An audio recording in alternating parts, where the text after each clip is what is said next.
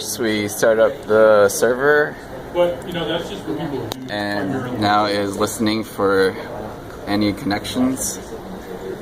primarily Timbit project.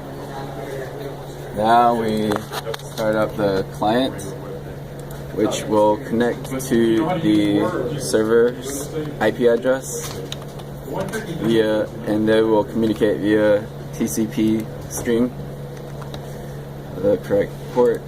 As you see, we are connected and ready to send instructions. First, we will tell the construction bot to go forward with a 0 instruction. And then we'll show it going backwards with a 1. Then a left turn.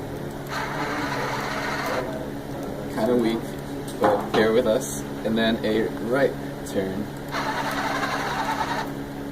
Now we will move the arm. Bucket. Now we will actually move the arm. I was just joking.